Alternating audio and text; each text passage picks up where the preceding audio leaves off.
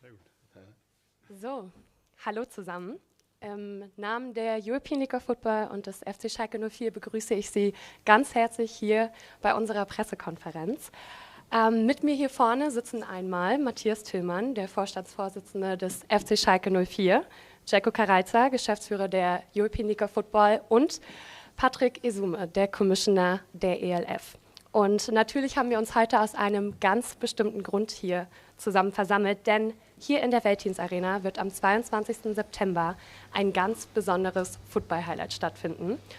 Die beiden besten Teams der European League of Football treffen an diesem Tag zusammen hier in der Veltins-Arena in Gelsenkirchen und darauf werden wir heute einmal vorausblicken. Die erste Frage geht auch direkt an unseren Hausherrn. Herr Tillmann, der FC Schalke 04 gibt nicht nur sein Wohnzimmer an diesem Tag zur Verfügung, sondern steht der ELF auch als Partner zur Seite. Wie kam es zu dieser Kooperation? Ja, hallo erstmal. American Football ist nicht neu für Schalke 04. Kurz nach der Eröffnung der Arena im Jahr 2001 hatten wir 2003 und 2004 hier schon Spiele der Düsseldorf Rheinfire, die hier stattgefunden haben. Seitdem ist American Football in Europa und auch in Deutschland, glaube ich, in der Beliebtheit noch weiter nach oben gegangen. Wir haben das kürzlich gesehen mit Spielen auch der NFL in München und zuletzt Frankfurt, wo wir volle Stadien gesehen haben. Und deswegen, als wir die Möglichkeit bekommen haben, als Schalke 04 in Gelsenkirchen so ein Event hier ausrichten zu dürfen, haben wir gesagt, das ist toll, das wollen wir machen. Im Ruhrgebiet das zu haben. Letztes Jahr war das Finale in Duisburg und jetzt hier mit unserer Arena, wo wir natürlich viel Platz haben, hoffen wir, dass wir viele Zuschauer dann auch hier im Ruhrgebiet begeistern können für Football. Sie haben es gerade schon angesprochen. Erstmals seit 2004 wird hier in der Veltins Arena wieder Top-Football gespielt. Was bedeutet American Football für Sie? Ja, also erstmal ist es natürlich ein sehr physischer Sport, viel Action. Ich muss sagen, als ich noch ein kleiner Junge war, habe ich mitbekommen, wie Manni Burgsmüller vom Fußball in den Football gewechselt ist. Das war für mich erstmal schwierig nachzuvollziehen. Wie geht das? Wie kann man einen Sport auf dem Level spielen nach seiner aktiven Fußballkarriere? Das waren dann so die ersten Berührungspunkte für mich. Dann habe ich in den USA studiert, habe da gesehen, dass College Football die Jugend begeistert, insgesamt Riesenspektakel. Habe später auch ein Jahr in den USA gearbeitet und gelebt und da gesehen, was der Super Bowl macht als Event mit so einem ganzen Land. Und jetzt wieder in Deutschland zu sein, in Europa zu sein, auch da sehen wir, dass so ein Event ja nicht nur in den USA Riesenwellen schlägt, sondern auch darüber hinaus viele Leute in den Bann zieht. Und diese Faszination für diesen Sport, das zeichnet das so für mich aus. Vielen Dank. Jacko, die European League of Football geht in ihre 4. Saison und du hattest schon vor dem Start 2021 gesagt, dass es ein großes Ziel ist, in den großen Arenen Europas zu spielen. Wie fühlt es sich für dich an, dass du weißt, wir werden dieses Jahr ein Spiel in einem der größten Stadien Deutschlands haben? Also für mich ist es so, ich komme zwar nicht aus Gelsenkirchen, aber ich habe schon so oft hier in dieser schönen Arena veranstaltet und größere Events organisiert, so dass es für mich ist so ein bisschen wie die Rückkehr in eine der schönsten Arenen ist, die Deutschland einfach überhaupt zur Verfügung hat. Und gerade im September, das Dach kann zugemacht werden, wir sind wetterunabhängig, glaube ich, können wir heute schon sagen, das wird ein Fest werden. Und nicht nur, weil wir hier das Stadion ausverkaufen werden, sondern weil wir, glaube ich, auch eine Menge bieten werden vor dem Stadion mit der Fanmeile. Wir werden versuchen, auch ein Stück weit komplett Gelsenkirchen mitzunehmen in diese 2-3 Tage, die ELF hier sein wird. Und insofern, glaube ich, haben wir hier eine Metropolregion uns ausgesucht, von der wir überzeugt sind, dass wir sie für Football begeistern können. Letztes Jahr haben wir 32.000 in Duisburg gehabt, dieses Jahr werden es, und da bin ich 1000% sicher, 55.000 auf Schalke sein. Und wir werden damit, glaube ich, zusammen mit Schalke 04 eine neue Bestmarke für europäischen oder nicht-amerikanischen American Football setzen.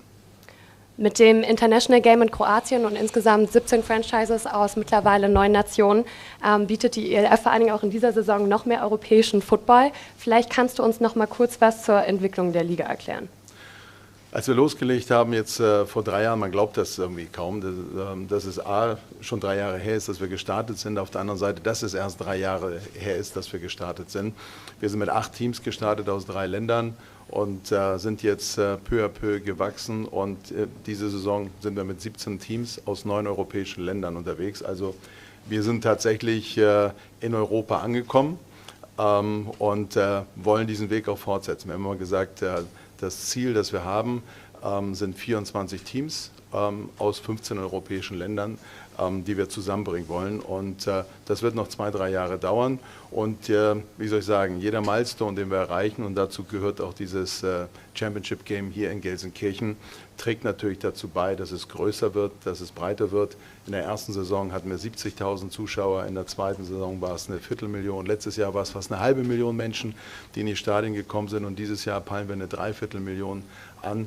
Das sind natürlich dann auch Kontakte, Leute mit dem Sport zusammenzubekommen. Das ist nochmal eine andere Dimension, als wenn man nur in Anführungsstrichen zu Hause vor dem Fernseher sitzt und sich das Spiel anguckt.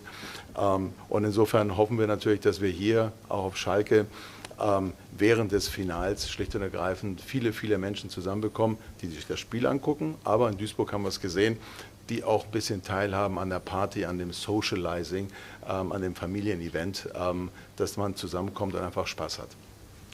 Danke, Jacko. Patrick, als Commissioner der European League of Football kehrst du an einen für dich nicht ganz so unbekannten Ort hierher zurück. Was sind deine Erinnerungen an die Felddienstarena? Sag mal, machst du das jetzt mit Absicht? Ja, natürlich habe auch ich eine Vergangenheit mit dieser Arena, weil das letzte Spiel 2004, das letzte große Footballspiel, habe ich hier verloren. Den World Bowl mit der Galaxy, als Trainer der Galaxy, ich glaube gegen Berlin Thunder. Das tat sehr, sehr weh. Seitdem bin ich auch nie wieder zurückgekehrt. Jetzt kehre ich natürlich unter anderen Vorzeichen oder kehren wir unter anderen Vorzeichen zurück. Und die Atmosphäre hier, ich kann mich noch an das Spiel erinnern, auch wenn es schon absurderweise 20 Jahre her ist, die war magisch. Ne? Dach war zu, Ryan Fire hat ja auch die gesamte Saison oder die beiden Saisons davor hier gespielt. Das war schon was Besonderes, wenn du hier reingelaufen bist ins Stadion mit den Flammen von Ryan Fire, 40.000, ich weiß gar nicht, wie viel damals da war, es war aber rappeldicke voll. Und das ist schon eine besondere Atmosphäre. Also ich glaube, vom American Feeling kommt diese Arena am nächsten einem NFL-Spiel, weil du kannst das Dach zumachen, es kann dunkel sein, du hast wirklich dieses Show-Entertainment-Charakter oder dieses kleine Incentive, was während und nach dem Spiel du benutzen kannst, das kannst du hier spielen wie in keiner anderen Arena. Deshalb freue ich mich, dass wir hier sind, auch wenn so ein bisschen noch mein Herz blutet von 2004. Jacko hat es gerade eben schon erwähnt, wir sind noch eine sehr junge Liga, aber wir haben es in der letzten Saison schon geschafft, fast 500.000 Menschen in die Stadien zu locken. Von daher, Patrick, was erwartet die Fans in der Saison 2024 und was denkst du, haben ehemalige Champions wie Rhein-Fire, Vienna Vikings und Frankfurt Galaxy diese Saison für eine Rolle? Ja, es erwartet uns generell, glaube ich, eine Saison, die nochmal auf der sportlichen Ebene einen Riesenschritt nach vorne machen wird. Das merken wir jetzt in der Off-Season, welche Fluktuationen da sind. Auf der einen Seite der Transfermarkt sozusagen, wie der sich gestaltet, aber auch, wie viele Teams jetzt nachhaltig Kontinuität haben. Und so einen Typen wie Jadrian Clark, der jetzt letztes Jahr Champion war, der kommt auch zurück. Glenn Tonga spielt wieder bei Rhein Fire. Stuttgart Surge ist eigentlich das gleiche Team geblieben und hat sich verbessert. Insofern, aber es gibt natürlich auch so ein paar Teams, die total im Umbruch sind, die, glaube ich, viele überraschen werden. Hamburg wird, glaube ich, potenziell ein Überraschungsteam sein. Aber es erwartet uns natürlich sportlich auf der höchsten Ebene hier ein unglaubliches Spiel. Und die 3 letzten Champions, die müssen dieses Jahr richtig abliefern, um das zu wiederholen. Es gab noch keinen Back-to-Back-Champion. Ich glaube, den wird es auch dieses Jahr nicht geben. Interessant.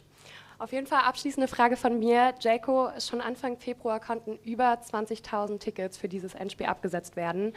Was macht deiner Meinung nach die European League of Football so besonders und wo kommt die Begeisterung für diesen Sport in Europa her? Ich habe es vorhin gerade schon so ein bisschen angedeutet. Ich glaube, der Erfolg, den wir haben, ist natürlich auf der einen Seite schon die sportliche Exzellenz, die auf dem Platz stattfindet. Das sind Ausnahmeathleten, die auf dem Platz stehen und spielen. auch in der NFL, das unterschätzt man mal gerne, weil das so spielerisch alles aussieht und dazwischen wird immer noch gesungen und ein Spieler singt, wenn es sein muss, auch noch die Hymne und sagt noch, in welcher Oktave er sie singen soll. Trotzdem laufen sie die 100 Meter teilweise kurz über 10:0 und sind unfassbare Athleten. Das ist die eine Seite. Und die andere Seite, die wir haben, es ist Familienentertainment. Das heißt, wir haben schon jetzt in Duisburg letztes Jahr ganz, ganz viele Familien gesehen. Es ist gemischt, es ist halb Mann, halb Frau. Das heißt, dort haben wir die Gleichberechtigung schon komplett vollzogen. Die Kinder sind mit dabei. Das heißt, man kommt zu einem Spiel 4-5 Stunden vorher, feiert zusammen, singt zusammen. Wenn es sein muss, trinkt man zusammen oder isst zusammen. Also es ist alles was dabei. Und wir versuchen tatsächlich, dieses Thema auch zu kultivieren und zu sagen, weißt du was, es ist ein Erlebnis und nicht nur ein American Football Spiel, sondern wir versuchen, einen ganzen Tag zu kreieren und so wird es hier auch auf Schalke sein. Wir werden, glaube ich, 30.000 Quadratmeter vorm Stadion bespielen mit einer sogenannten Tailgating-Zone, wo wir eine Pre-Game-Party veranstalten werden, mit Bühne, mit Musik, mit Veranstaltung. Das heißt, es hat ein bisschen Volksfest meets Hochleistungssport, was wir hier versuchen zu inszenieren. Und deswegen bin ich mir eigentlich sicher, dass wir nicht nur voll werden, sondern dass wir auch eine extrem gute Stimmung haben werden. Dann vielen Dank schon mal an der Stelle an euch für die Fragen, die ihr jetzt von mir beantwortet habt. Aber nun darf ich Sie gerne an dieser Stelle noch um Fragen bitten. Da hinten läuft ein netter Kollege mit einem Mikrofon rum. Also falls jemand noch eine Frage hat, gerne einfach ein Handzeichen geben. Das traut sich keiner. Sieht nicht so aus. Dann würde ich jetzt an dieser Stelle die Pressekonferenz hier schließen und bedanke mich bei euch allen für eure Aufmerksamkeit. Danke euch an das Podium für das Beantworten der Fragen und das war's von uns. Danke.